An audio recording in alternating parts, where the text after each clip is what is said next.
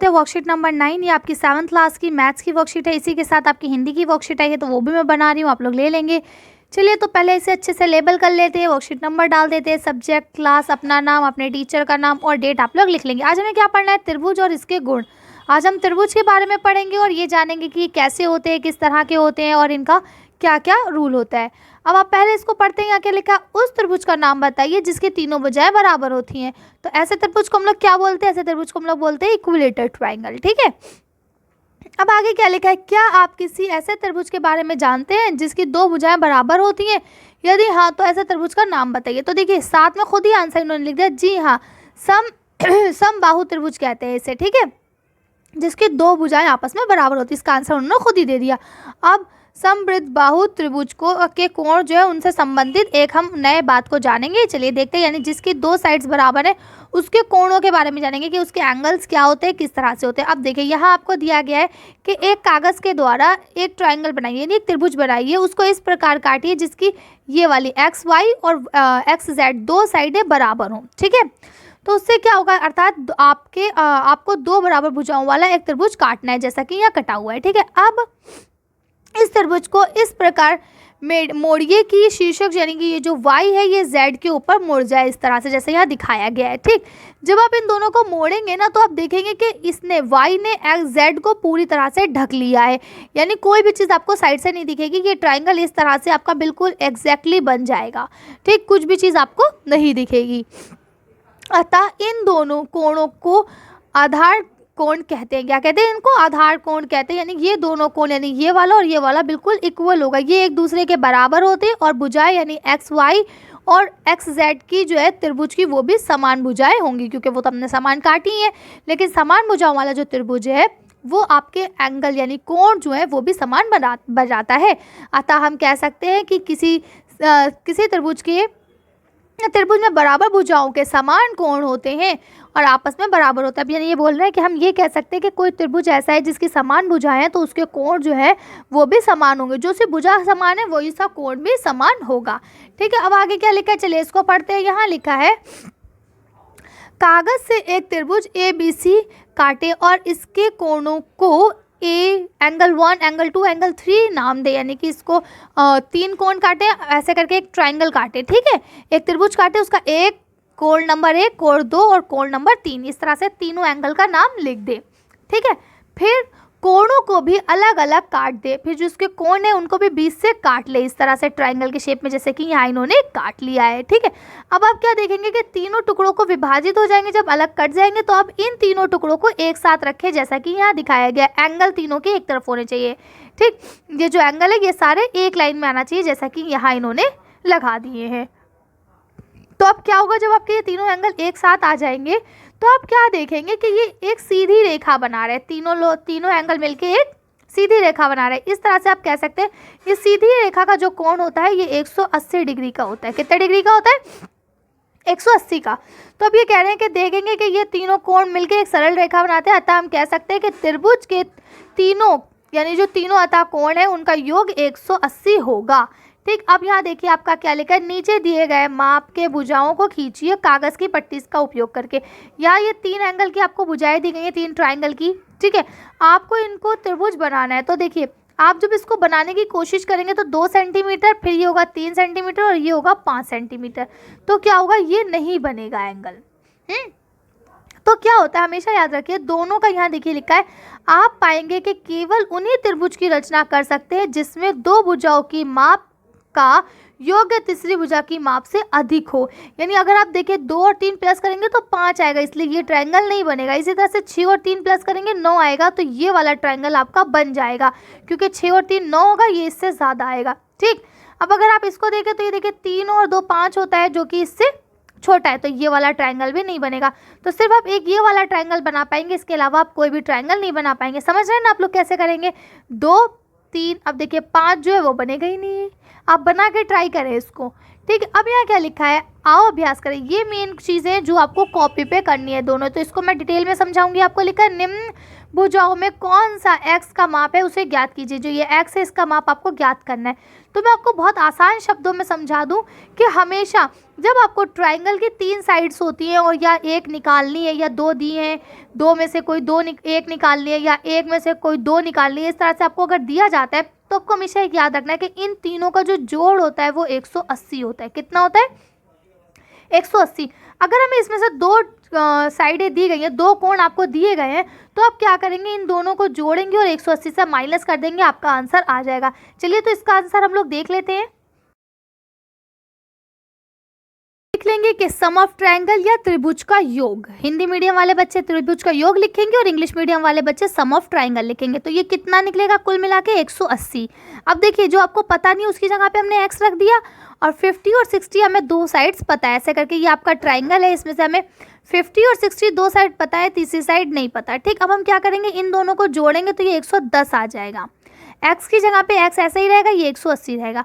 अब हम x को यहीं वापस उतारेंगे और 180 को भी अपनी जगह पर रखेंगे। ये जो 110 है आपका, क्या चीज़, ये जो आपका 110 है, ये यहाँ से इस तरफ आएगा। हमेशा याद रखिए, जब कोई चीज़ इक्वल टू से दूसरी तरफ जाती है तो वो अपने साइन को बदल देती है।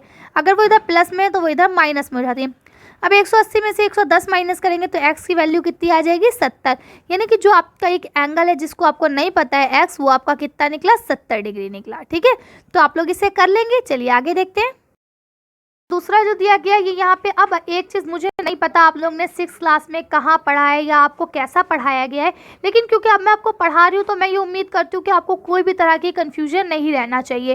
तो इसके लिए मैं आपको एक चीज़ बताना चाहती हूँ कि जब देखिए, आप कहीं पर भी देखेंगे ना, आपको हर जगह एंगल ऐसे गोल बने मिलेंगे। देख रहे हैं, सब यूँ कर्व है। ठीक, लेकिन आपको सिर्फ ये वाला एक एंगल दिख रहा होगा जो चौकोर बना हुआ है। यस और नो, दिख रहा है ना जी। तो हमेशा याद रखिए, ये जो एंगल होते हैं ये कितने भी डिग्री के होते हैं, हमें कोई कंफर्म नहीं है कि ये कितने डिग्री के हैं। लेकिन जो ये वाला एंगल होता है जिसमें इस तरह से यूँ करके आपका ये कोण बन जाता है, बिल्कुल चौकोर बनता है, ये वाला एंगल हमेशा 90 डिग्री का होगा। कितने डिग्री का होगा? हमेशा 90 डिग्री का। तो इस चीज़ का आप हमेशा ख्याल रखेंगे कि जहाँ पे आपको ऐसे बनेगा ये आपका हमेशा 90 डिग्री का होगा। ओके, चलिए तो हम इसका आंसर देखते हैं। तो अब आपको पता है कि ये 90, ये 30, अब ये वाला एंगल कितने का होगा? चलिए इसको देख लेते हैं। तो आप देख सकते हैं यहाँ पे, आप इंग्लिश मीडियम वाले सम ऑफ ट्रायंगल, हिंदी मीडियम वाले त्रिभुज का योग। तो क्या आएगा? 180 डिग्री। अब देखिए 30 और 90 आपको पता है, जो x नहीं पता उस जगह पे हमने x लिख दिया। ओके, अब देखिए x यहाँ पे x रहेगा, इन दोनों को प्लस कर देंगे, ये 120 हो जाएगा और 180। फिर वही बात, जब कोई चीज़ प्लस में इक्वल टू के इधर जाती है तो वो माइनस में हो जाती है। तो अब ये 120 इधर प्लस में था, इधर माइनस में हो जाएगा। अब जब 180 में से 120 माइनस करेंगे तो आपका आंसर आएगा 60। ठीक है, तो यानी जो x की वैल्यू है, यानी कि जो x का मान है आपका, वो कितना निकलेगा? वो निकलेगा आपका 60। तो आप लोग लिख लेंगे। चलिए आगे पढ़ते हैं। अब देखिए, यहाँ आपको ये थोड़ा सा मुश्किल कर दिया है सवाल के, इसमें ये 50 दे दिया गया है और ये दोनों आपसे कहा गया है कि निकालिए, लेकिन साथ में ये भी कहा गया है कि ये दोनों इक्वल है, ये साइड्स इक्वल है, इसका मतलब इस पे बनने वाले ट्राइंगल वो एंगल जो है वो भी इक्वल होंगे।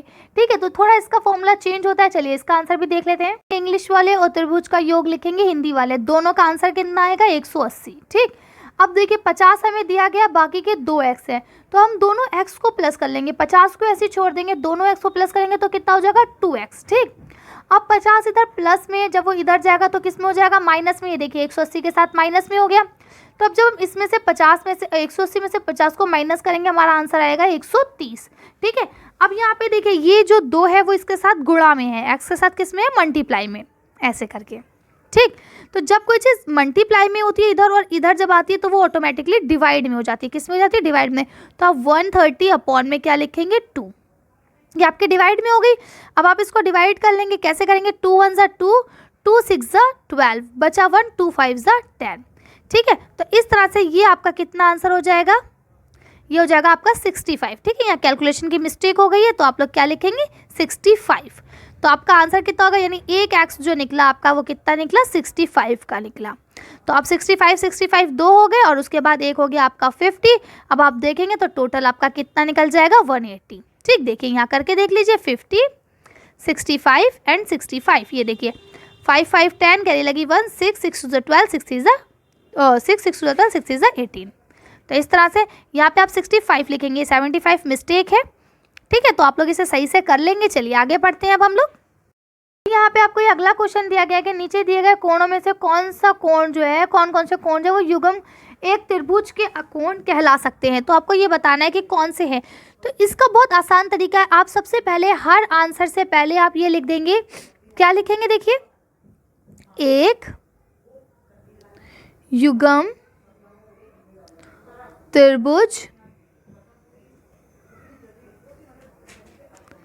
का योग बराबर 180 डिग्री। ठीक है, पहले आप इसको अच्छी अच्छी राइटिंग में लिख लें। एक युग्म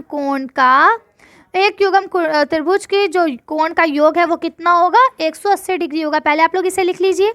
लिख लिया, अब मैं इसे रब कर रही हूँ। ठीक, अब समझिए आप लोग, हमेशा याद रखिए ये 3 एंगल दिए गए ना, तो इन तीनों को जोड़ के कितना होना चाहिए, 180 होना चाहिए, यही बात है। तो अब देखिए यहाँ जो ना 180 से कम ना 180 से ज़्यादा, एग्जैक्टली बस 180। ठीक है, तो अब यहाँ आप इन्हें जोड़ के देख लीजिए, जो 180 आ रहा है उसके आगे आप हाँ लिख देंगे, और जो 180 से कम या ज़्यादा आ रहा है उसके आगे आप नहीं लिखेंगे। चलिए तो पहला करते हैं, देखिए क्या लिखा है, 40, 70 और 80। अब ज़रा जोड़ लीजिए इसको, 0 का 0। ठीक है, 8 और 7 कितना होता है आपका, 7 दूनी 14 और 1 15, 15 और 4 कितना हो गया, 19। तो अब ये 190 बन रहा है, तो क्या ये उसके बराबर है, 180 के बराबर? तो ये नॉट इक्वल टू 180, ये 180 के बराबर नहीं है। ठीक, तो अब आप इसका आंसर क्या लिख देंगे, नहीं, नो। क्या लिखेंगे, नो। पहले का आंसर क्या हो जाएगा, नो। अब आपका दूसरा क्वेश्चन देखिए क्या है, यहाँ देखिए 20, 95 और 65, यही लिखा है। इसको जोड़िए, 5 और 5 कितना हो गया, 10 का 0, कैरी लगा 1। ठीक है, 9 और 6 कितना हो गया, 15, 15 और 1 16, 17 और 1 ये 18। तो देखिए ये 180 आ गया, इक्वल है, बराबर है। तो आप इसका लिख देंगे यस या फिर हाँ। क्या लिख देंगे, हाँ। ठीक, तो अब आगे देखिए अगला क्या है आपका, ये 45, 55 और 80, यही है। अब आप इसको ज़रा जोड़िए, 5 और 5 कितना हो जाएगा, 10, हासिल लगा 1। ठीक है, 8 और 5 कितना होता है, 13, 13 और 4 कितना होता है, 13, 14, 15, 16, 17 और 1 हासिल 18। तो ये देखिए ये आपका कितना हो गया, 180 हो गया ये भी। तो इसका मतलब ये भी आपका क्या हो जाएगा, हाँ, ये एक युग्म कोण है त्रिभुज का। अब अगला क्या है, देखिए ये 35, 45 और 50, यही है। अब देखिए 5 और 5 10 हो गया, हासिल लगा 1, 4 और 4 8, 8 और 5 कितने हो गए, 13। ठीक, तो अब ये कितना निकला, ये तो 130 डिग्री निकला, जो कि 180 से कम है। तो इसका मतलब क्या हो गया, ये हो जाएगा नो या फिर नहीं। ठीक है, तो अब आप क्या लिख सकते हैं कि पहला और चौथा जो है वो नो या फिर नहीं है। ठीक, जबकि दूसरा और तीसरा यस यानी कि हाँ है। ठीक है, यानी ये दोनों आपके ट्राइंगल्स हैं, परफेक्ट ट्राइंगल, और ये आपके परफेक्ट ट्राइंगल नहीं है, परफेक्ट त्रिभुज नहीं है। तो आप लोग इसे इस तरह से कर लेंगे। चलिए अब हम लोग मैथ्स की वर्कशीट को खत्म करते हैं, हिंदी की वर्कशीट को पढ़ते हैं। आज हम वर्कशीट हिंदी की पढ़ेंगे, तो इसे आप अच्छे से लेबल कर लेंगे, वर्कशीट नंबर डाल देंगे, हिंदी डाल देंगे। हिमालय की बेटियों को ही आज हम पढ़ेंगे, कक्षा 7वीं, अपना नाम, अपने टीचर का नाम और डेट आप लोग लिख लेंगे। अब क्या लिखा है, गद्यांश को ध्यानपूर्वक पढ़कर पूछे गए प्रश्नों के उत्तर दीजिए। यानी जो आपसे ये पैराग्राफ दिया गया इसे पहले अच्छे से पढ़ना है, उसके बाद जो इसमें क्वेश्चन पूछे जाए उसके आपको आंसर देना है। क्या लिखा है, खेलते खेलते जब ये ज़रा दूर निकल जाती हैं तो देवदार, चीड़, सरोर, चिनार, सफ़ेदा, कैल और के जंगलों में पहुंचकर शायद इन्हें बीती बातें याद करने का मौका मिल जाता होगा। किसकी बात हो रही है यहाँ पे, नदियों की। ठीक है, अब देखिए यहाँ पे असलियत में ऐसा कुछ है नहीं, लेकिन क्या इन्होंने जो कुदरत ने नियम बनाया, यानी जो गॉड के नियम है उसको अपनी बातों में पेश किया है। देखिए हिमालय की नदियाँ निकलेंगी हिमालय से, तो वो बह के कहीं ना कहीं तो जाएंगी, और उसके बाद बहते हुए फिर उससे मतलब प्लेन रास्ते में भी आएंगी, और उसके बाद लास्ट में जाके वो समंदर से मिलेंगी। ये कुदरत का नियम है और ये हमेशा होता रहेगा, ये कभी रुक ही नहीं सकता। उसी चीज़ को इन्होंने बड़े खूबसूरत अंदाज में पेश करने की कोशिश की है कि अब देखिए ये खेलते खेलते दूर निकल रही है, ऐसा नहीं है, जबकि वो तो उनका रास्ता है, वो तो वहाँ उन्हें जाना ही पड़ेगा। तो अब क्या कह रहे हैं, कौन जाने बूढ़ा हिमालय अपनी इन नटखट बेटियों के लिए कितना सिर धुनता होगा।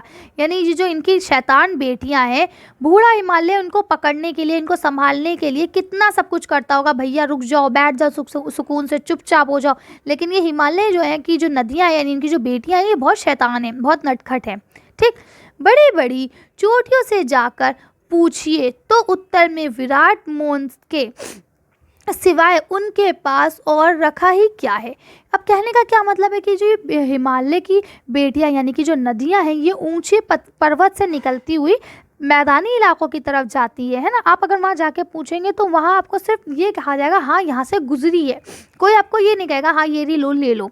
ठीक, सिंधु और ब्रह्मपुत्र ये दो ऐसे नाम हैं जिनके सुनते ही रावी, सतलुज, व्यास, चिनाब, काबुल, कपिशा, गंगा, यमुना, सरयू, गड़क, कोसी आदि हिमालय की छोटी बड़ी सभी बेटियां आंखों के सामने नाचने लगती हैं। देखिए, हिमालय से निकलने वाली मेन जो नदियां हैं वो दो बहुत बड़ी बड़ी नदियां, एक है सिंधु और एक है ब्रह्मपुत्र। ठीक, इन दो नदियों से निकलने के बाद ये बाकी नदियां बनती हैं। ठीक है, और ये सारी जो आप देखिए ये रावी, सतलुज, व्यास, चिनाब और यहाँ पे ये कोसी, ये जो नदी है ना ये पांचों नदियां एक साथ एक जगह पे बहती हैं, तो इनको 5 सिस्टर्स भी कहा जाता है। अब ये यहाँ लिखा ये सब छोटी बड़ी सारी आपके सामने आ जाती है। मतलब इन्होंने ना ये दिखाया कि घर की ये दो बड़ी बेटियां और बाकी जो है ये सारी छोटी बेटियां हैं। इसके अलावा भी और नदियां हैं जिनका नाम इन्होंने अभी यहाँ पे नहीं लिया है। ठीक है, अब यहाँ क्या बोलते हैं, वास्तव में सिंधु और ब्रह्मपुत्र स्वयं कुछ नहीं है।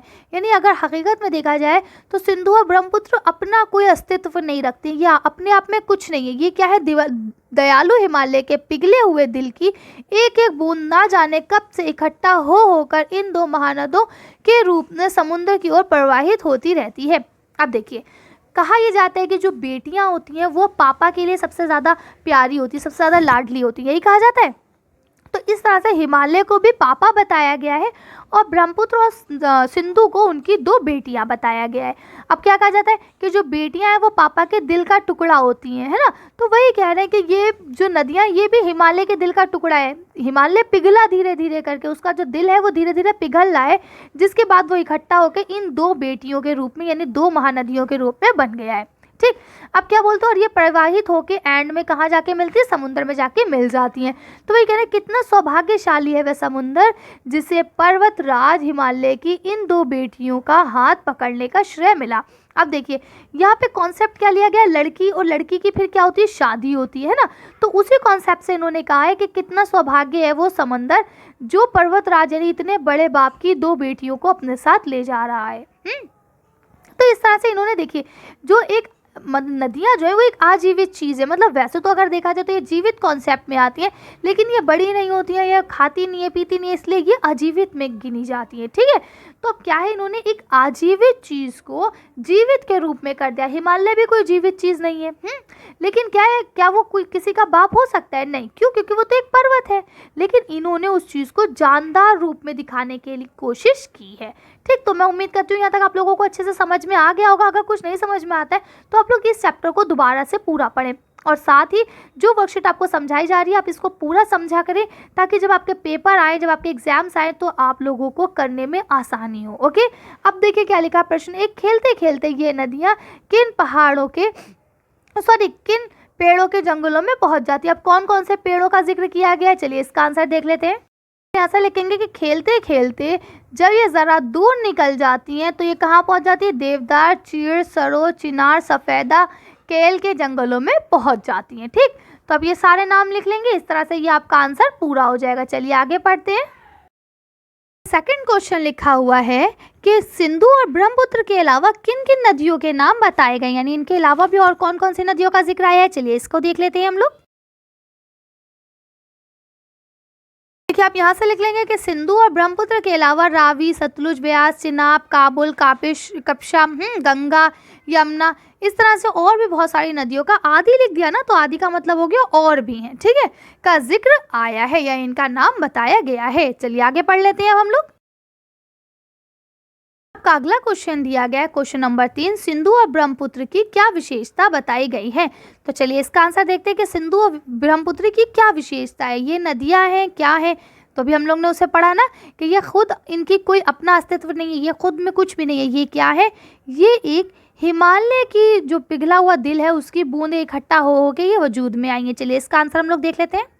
अब आप इसका आंसर यहाँ से लिखेंगे, दयालु हिमालय के पिघले हुए दिल की एक एक बूंद ना जाने कब से इकट्ठा हो होकर इन दो महानदों के रूप में समुद्र की ओर प्रवाहित होती है।